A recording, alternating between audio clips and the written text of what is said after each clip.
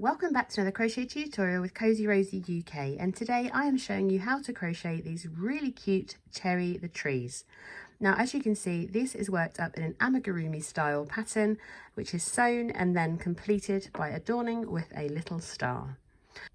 If you haven't already, don't forget to hit that subscribe button and of course the notification bell so that you never miss out on another one of my crochet tutorials or patterns again.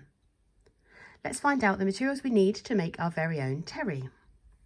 Now, both of these Terry the Trees have been made using an Aran weight or a worsted weight cotton. And you can of course opt to make a smaller tree by changing the yarn size and the hook if you wanted to.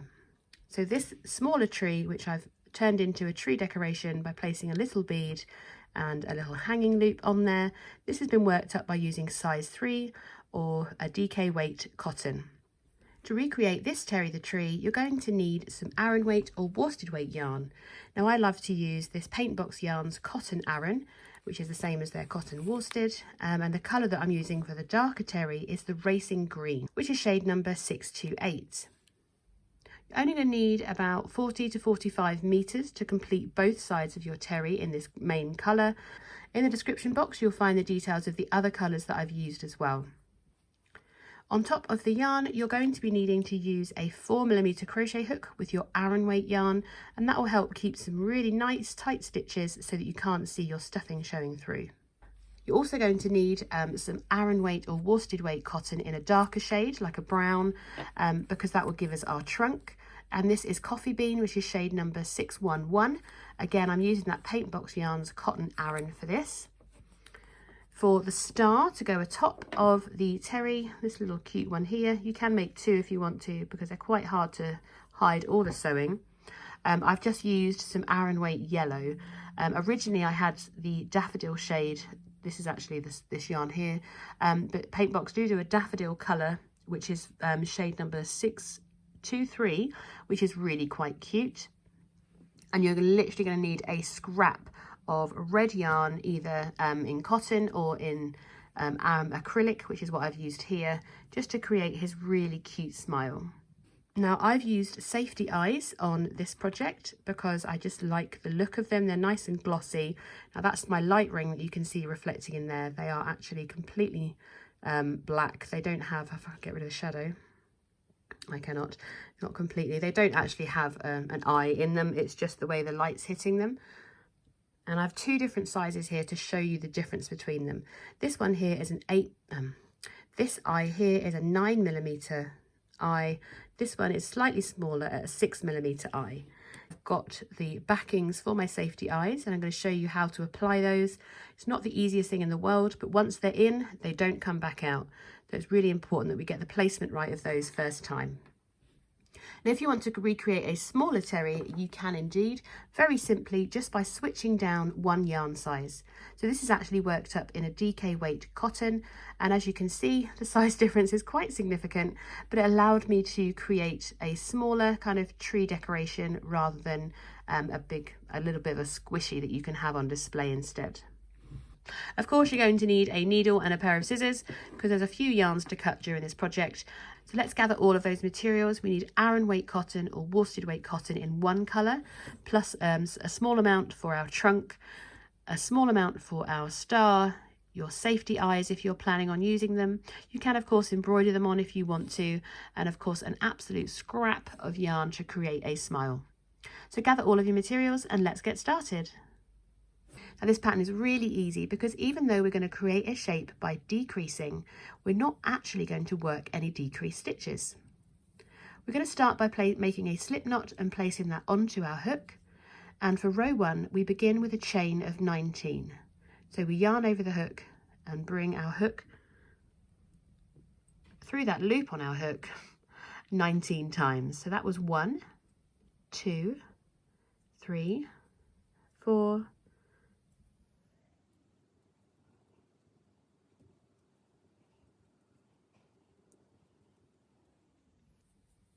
Once we've completed our chain of 19, we're going to start by working into that second chain from the hook.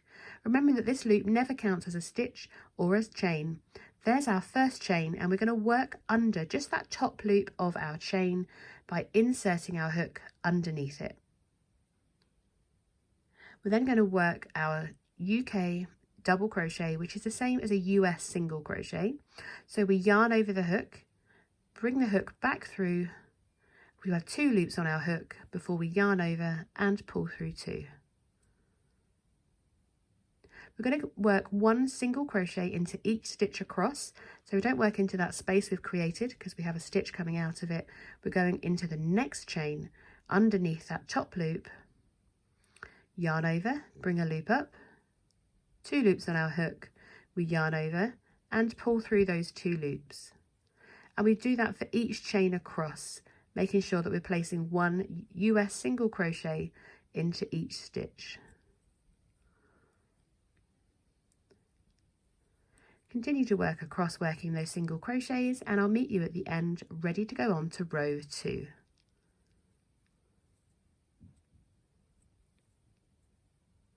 So at the end of row 1, you should have a stitch count of 18 single crochets.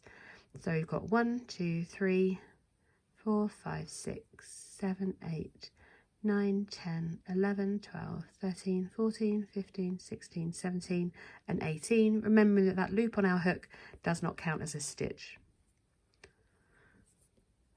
Going into row 2, we're going to start with a turning chain of 1, and our turning chain or our beginning chain does not count as a stitch. Now we're not going to work that stitch underneath that chain 1, but we need to remember that this turning chain also doesn't count as a stitch. By not working into that first stitch, we're going to decrease by 1 stitch on each row. So we've done our chain 1, we're not going to work into that first stitch. Instead, we're going to work into this second stitch, which is all the way over here. So there's our first stitch that we're skipping, and we're going into that next stitch under both loops, yarn over to bring our loop up, and then we're ready to work our US single crochet, our UK double crochet by pulling through both loops. We're going to work 1 US single crochet into each stitch across, just as we did for working into our chain, making sure that we place 1 single crochet into each across. Continue to work across, and I'll meet you at the end of row 2, ready for our next row. So I'm just working that last stitch of row 2, making sure that I grab both those loops to work that final single crochet. And at the end of row 2, you should now have a stitch count of 17. You have to remember not to count that chain as our first stitch. So we actually start counting here. So this is our chain 1 that does not count. So 1, 2, 3, 4, 5, 6, 7, 8, 9, 10, 11, 12, oops, 13, 14, 15, 16 and 17. So at the end of row 2, you should have 17 single crochets. Going into row 3, again, we're going to start with a turning chain of 1, and we're skipping that first stitch underneath our chain 1, ready to work into our second stitch with another single crochet. So we're skipping that first stitch and inserting our hook under that second stitch, yarn over, bring your loop up, yarn over and pull through 2 to complete your US single crochet. We then continue to work 1 single crochet into each stitch across to the end of the row, and remember not to work into that chain 1 at the end because we've already decreased across it. So continue all the way across, and I'll meet you for our last stitch of row 3, so we can just make sure we're not working into that chain 1.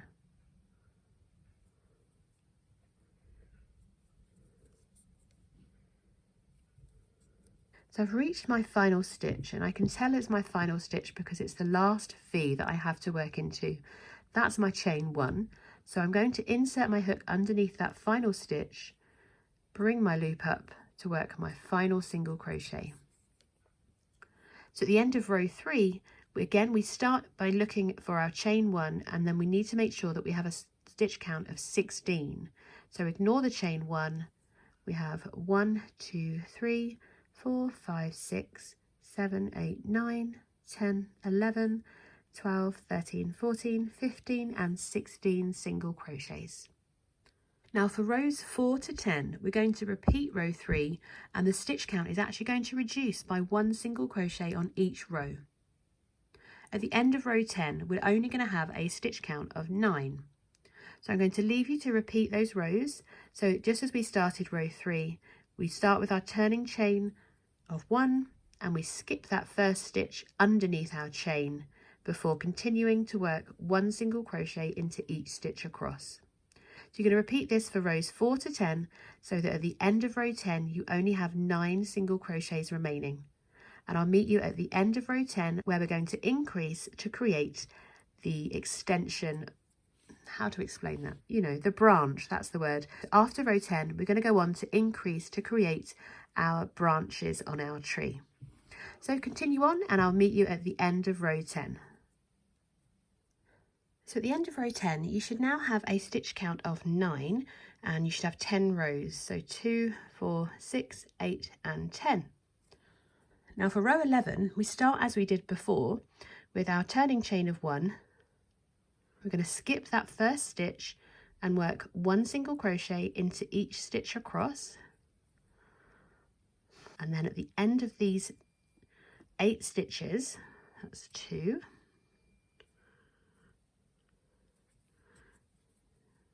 we're going to work a extension. We're going to add a branch on. So that's 4, 5, 6, 7, and there's number 8. Remember, we don't work into that chain 1. And to add our branch on, once we've completed this 8th stitch, we're going to make a chain of 4. So we yarn over the hook and pull through 4 times. So that's 1, 2, 3, twiddly yarn, and number 4. We can then turn our work ready for row 12. Now for row 12, we're going to work into our branch before we continue to work across the rest of the row. So we're going to start by working into that second chain from hook. So remember, this loop doesn't count. There's our first chain, and here is our second chain. So like we did when we worked our starting chain, we're just going to insert our hook underneath that top loop,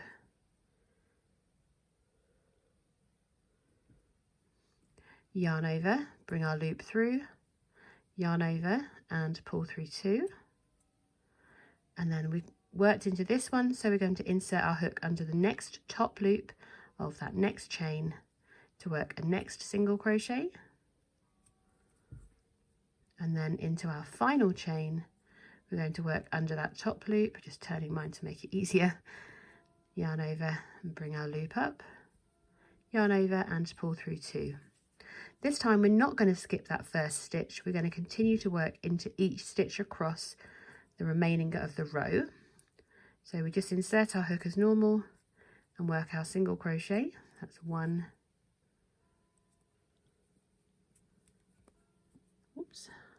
2, 3, 4, 5, 6,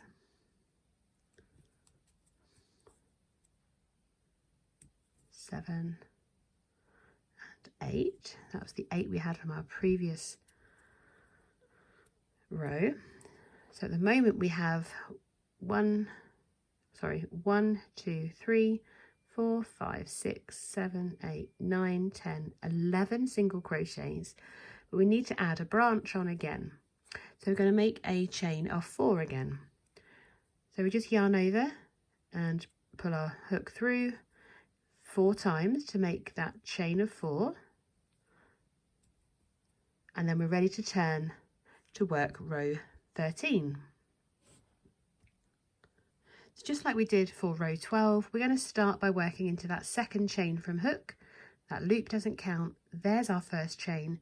So here's our first loop to work underneath. We just insert our hook and work our single crochet. 1. There's our second one. 2.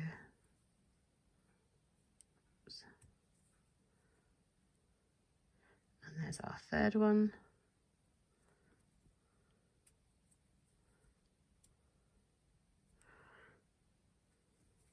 And then we have a branch on each side. So for the remainder of row 13, we're going to work 1 single crochet into each stitch across all the way to the end, making sure that we have turned that one there. It always gets a little bit twiddly, that first one. So at the end of row 13, we're going to have our stitch count of 14. So we're going all the way back up to quite a large row, quite a larger stitch count as well. So continue to work all the way across, and I'll meet you at the end of row 13 so that we can have that stitch count of 14 ready to go into row 14. Oh, there's a lot of numbers there. So keep working across, and I'll meet you shortly for the rest, for row 14. I'm just working my final stitch in row 13, just reminding you that it's a little bit tricky to get underneath those 2 loops of that first stitch we worked. Probably should have done this off camera, but just to show you that we all struggle. Just making sure we've got both of those loops on before working that final stitch. So at the end of row 13, you've now got your 2 branches, and you should have a stitch count of 14. Going into row 14, we're going back to what we were doing previously. So we start with our turning chain of 1.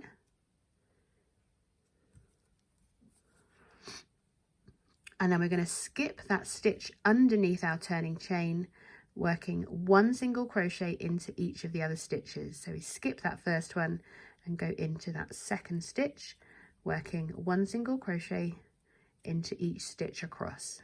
So our stitch count is going to start reducing again by 1 on each row.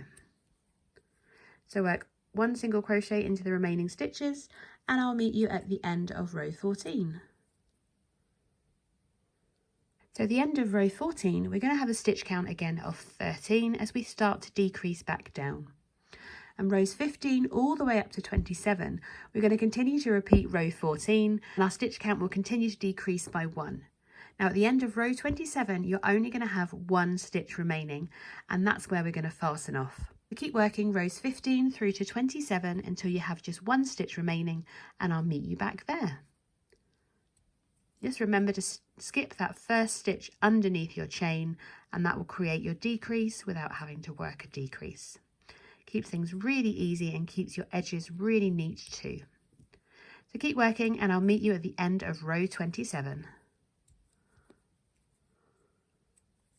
So I'm just working my row 27 with just 1 stitch remaining. I can get my hook through. Kind of in the middle. It's quite difficult to do this last one. There we go. And we are ready to fasten off our main colour or our tree colour once we have finished. So I'm going to make a little chain 1 just to create a knot, and I would recommend leaving a long tail because we can use this to sew up our terries. So you kind of need to make it double the length of your could also be used as an applique. So I'm just kind of making it double the length so we can use this for seaming later. And then we have our first tree shape. And what we're going to do is, before we go ahead and make our second one, I'm going to add the trunk to this first section. And already I've turned it upside down because our trunk is going to go at the bottom. But you should at the moment have a beautiful tree shape. And we're going to go straight into working our trunk. So we're going to need our brown colour, not our yellow. So I'm going to grab our brown, and what we need to do is to find the 8th stitch across. So I've got my tail here, because it doesn't really matter actually, it's pretty much reversible this, but I've just got my tail here. So I'm just counting across from the beginning chain. So there's 1, 2, let me use a needle so you can see what I'm counting. So we've got 1, 2, 3, 4, 5, 6. There's number 7, little sneaky one there, and number 8. So we're going to count across 8 stitches, and that's where we're going to rejoin our yarn. So I'm going to quickly remove my needle and insert my hook into that 8th stitch. You can join with a slip stitch if you like, with a slip knot. I prefer just to place it over and bring it back through the reverse of our chain and make a chain of 1 to secure. We are then going to work 1 single crochet into the same stitch that we joined. So I'm just reinserting my hook into that same stitch, yarn over, bring a loop up, yarn over and pull through those 2 stitches. We're then going to work 1 single crochet into each of the next 3 stitches. So we're going to insert our hook into that next one and work 1 single crochet, working over my tail as well, as you can see. So that's 1. There's our next one. There's a little hole there. That's number 2. And into this next one here again. And that's number 3. So for row 1 of our trunk, we now have 4 single crochets and a nice neat join. Give that a pull. Should pull that in a little bit more. There we go. Going into row 2, we're going to chain 1 and turn our work, and then we are ready to work 1 single crochet into each stitch across. So working right underneath that chain into that first stitch. So that's 1 single crochet, and then 1 single crochet into each stitch across. That's 2, 3 and 4.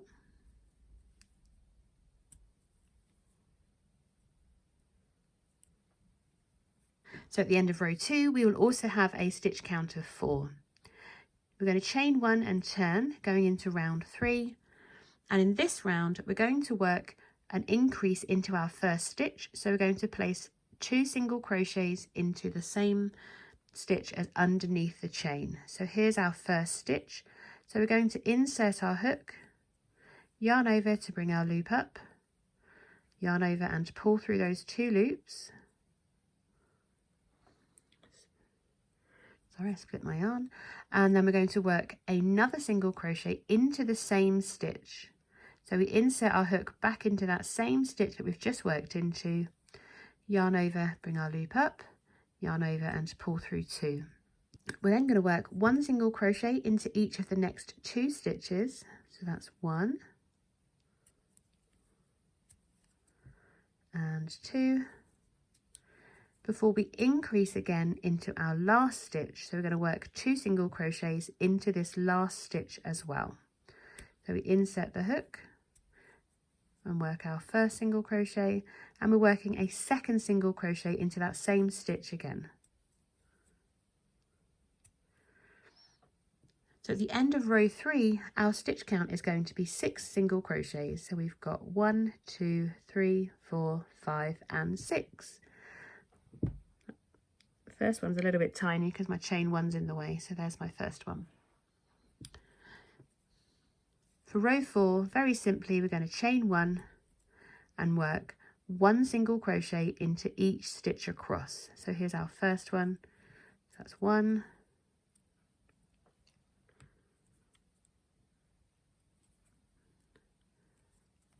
2, 3,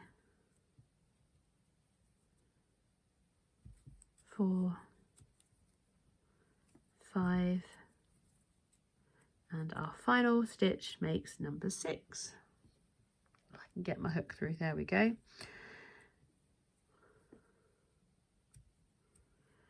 So at the end of row 4, you're going to have a stitch count of 6 single crochets, and we can fasten this off as well.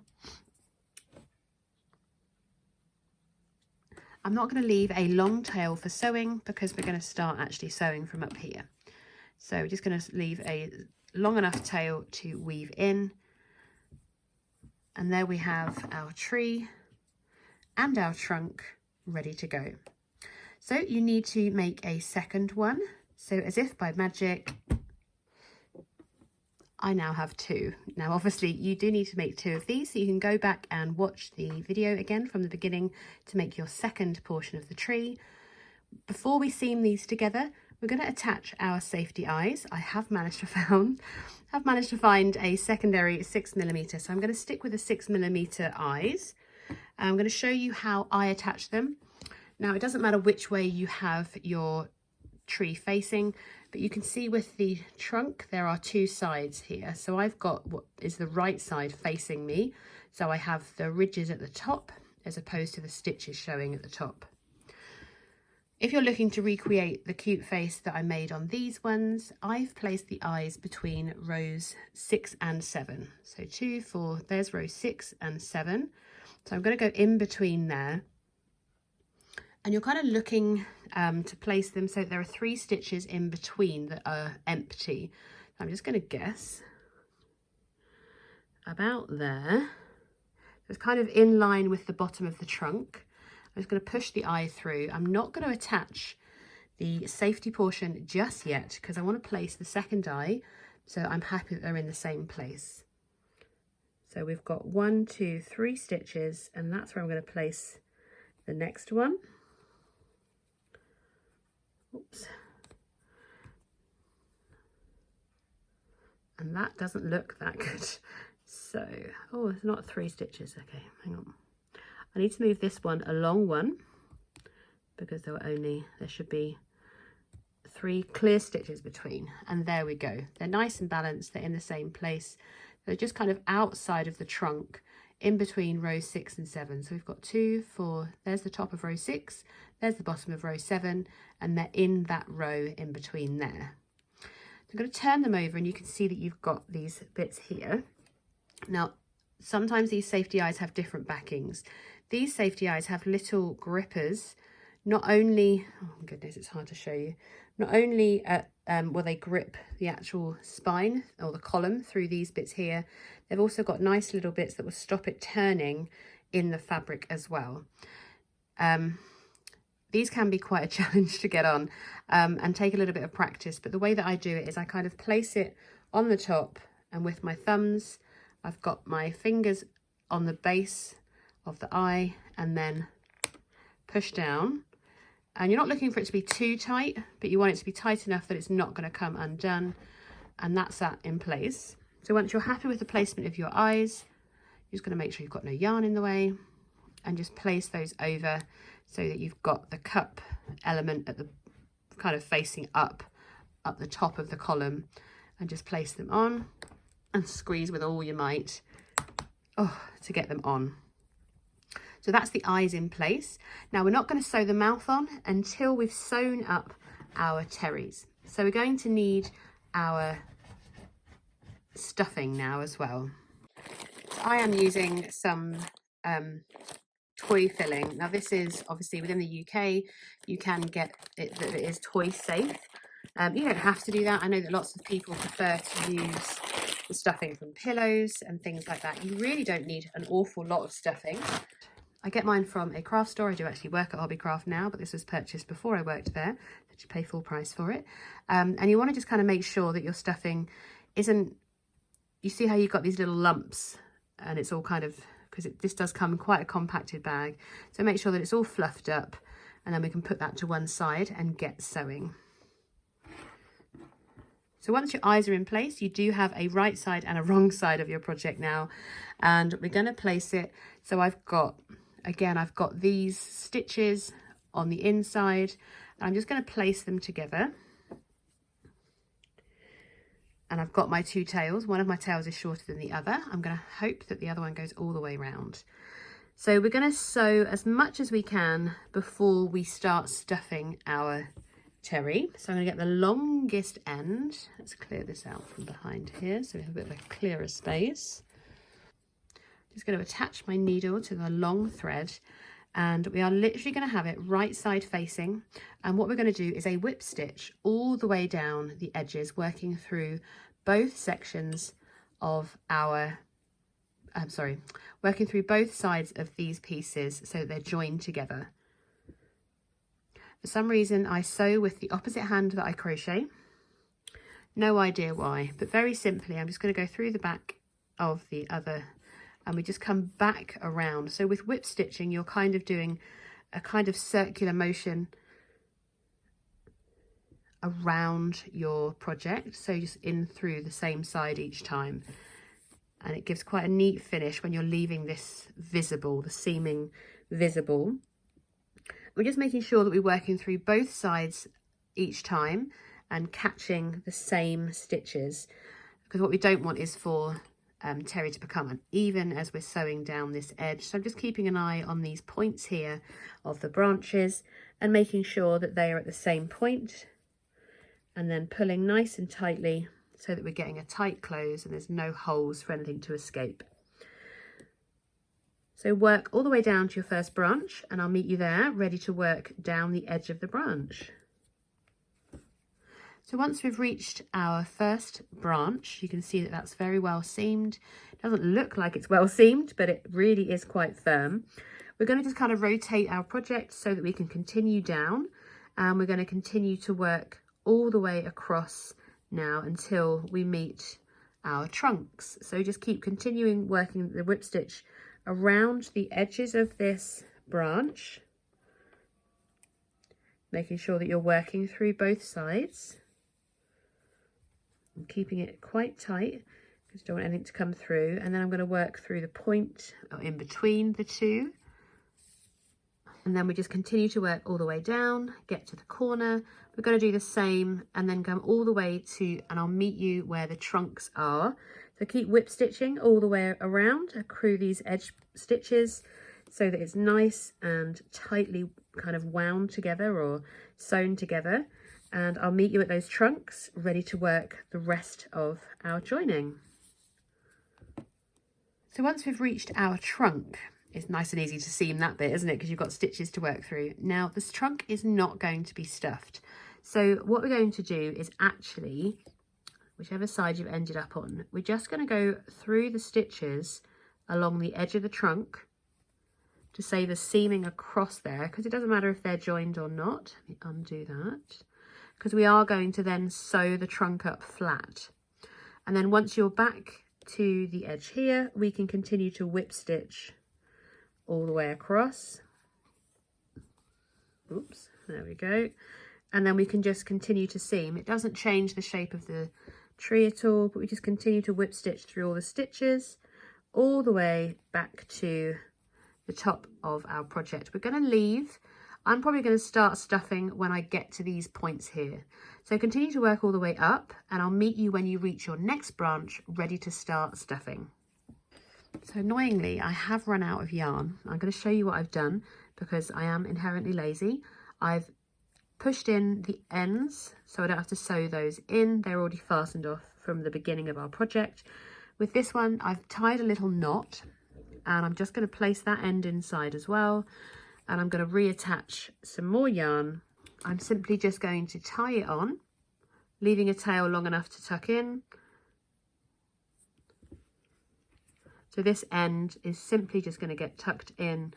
It will be hidden in by the stuffing, so I'm not concerned about it coming out anywhere. I'm just going to continue to whip stitch all the way up to that first branch, and I will meet you there. So I've seamed up to this first branch here all the way through, and what I'm going to do now is start to stuff the tree.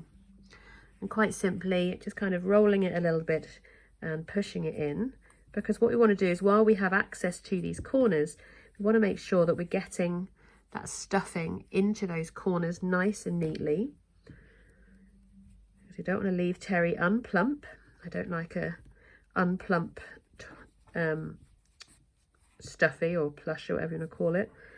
So I do like to be a little bit generous. And you want it so that it's not overly stuffed, but so there's a bit of stuffing everywhere. And already that corner doesn't have any stuffing. Kind of just push a little bit right into that corner. The stuffing can really make or break a project like this, so you don't want to be too shy in getting that stuffing in there. But seeing as this section is completely sealed now, apart from right at the bottom, obviously we've still got an opening there, but that's fine. We're just going to fill terry up there, and then we can either continue to fill all the way. He's definitely half full now, so you can see from the side it's not overly full, a little bit of space, a little bit of movement, but not too little. And then you can continue to add a little bit more stuffing.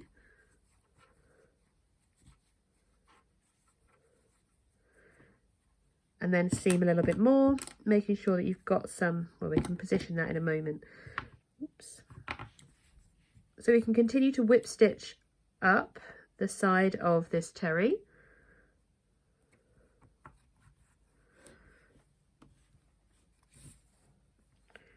And then as we get further up, we can readjust where the stuffing is placed,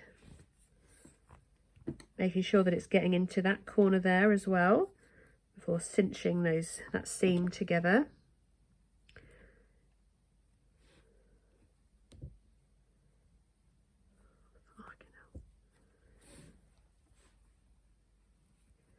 And just continuing to, oh goodness, it's getting awkward now. That's better. And then leave a small space ready to make sure you can add your final bit of stuffing in, because we don't want it to be too tiny. And if you're really struggling to get your stuffing in, if you've got a kind of blunt end pair of scissors, which I'll show you in a moment, we'll make sure we've got those corners. Get a tiny bit more in there, I think.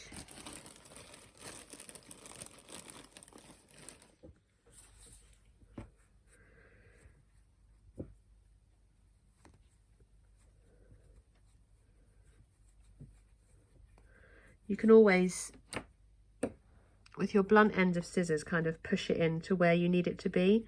If you use your crochet hook, it is the risk of pulling your stuffing back out again. I'm just making sure that I've got enough, yeah, once it's in place, that I will be able to kind of move it around a bit.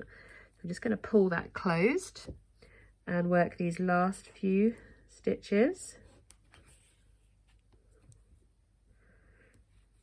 Get that off, there we go. I'm going to show you the really quick way of burying all your ends as well, which is the great thing about working on stuff projects.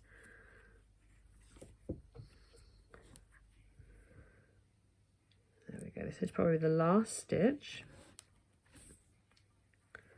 I'm going to tie this off before I do anything else. So to do that, like I've been trying to avoid the whole time, I'm putting my needle back through that hole, the loop that I've made, pulling nice and tight.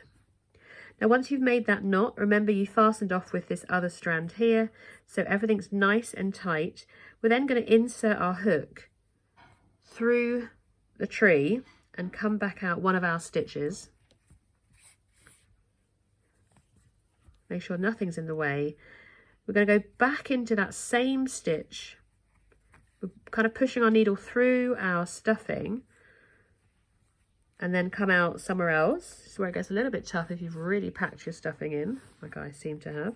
Just come back out another stitch, and then we can go back in and out again a couple more times.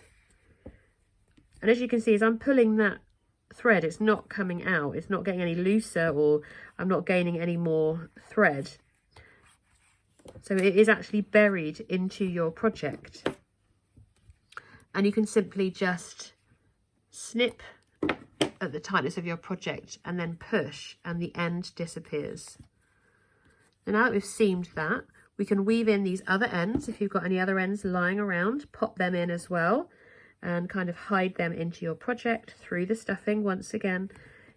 And when you're happy, you can just simply snip and that end disappears.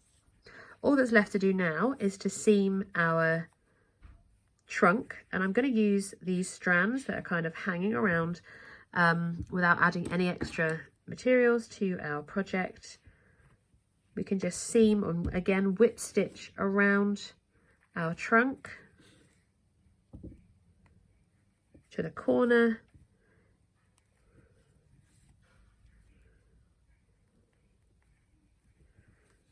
and I'm going to fasten that one off.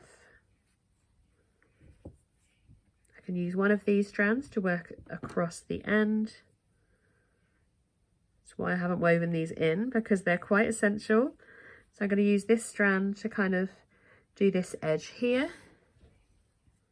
And And that's secure. And then we can use this final strand just to work this final edge of our trunk.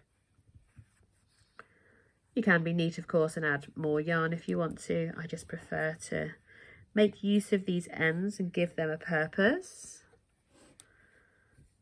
because why wouldn't we?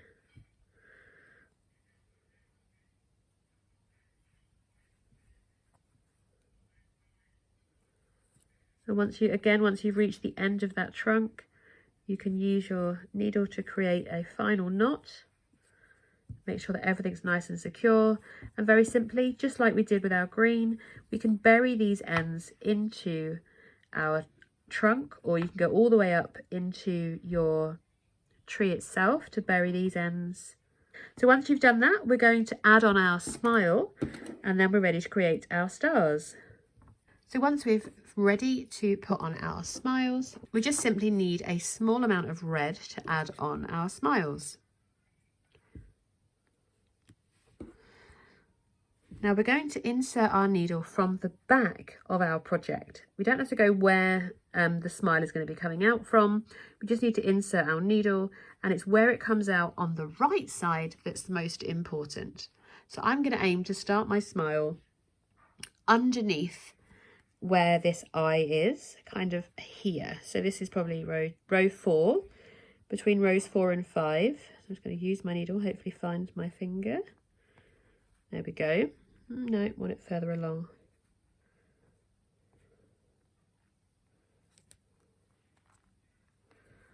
Too much stuffing there. Oh dear.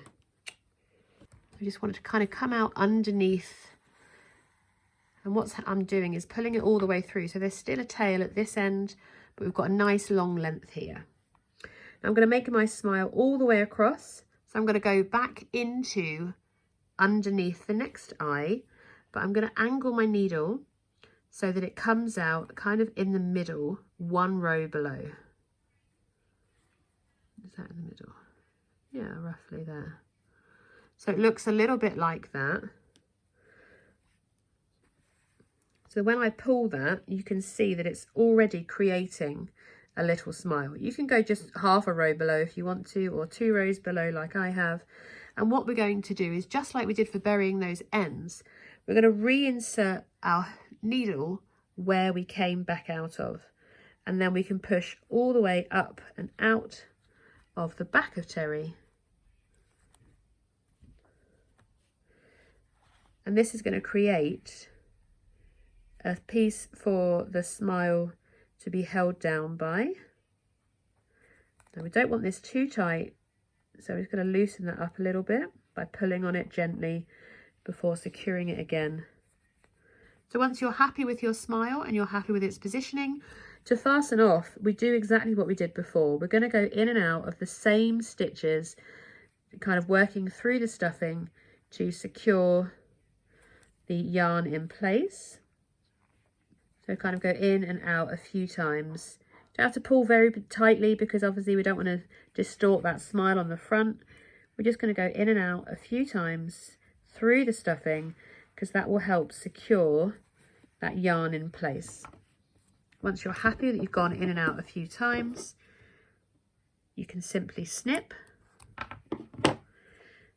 And when you squish it, that red will disappear. So I'm going to repeat that on the other side with the other piece of yarn that's coming out of the back. So all that's left to do is to stitch up our star and sew it on. And in the top right hand corner, you're going to find a link to go and watch this video on how to crochet this simple star, and you literally just sew it on to the very top.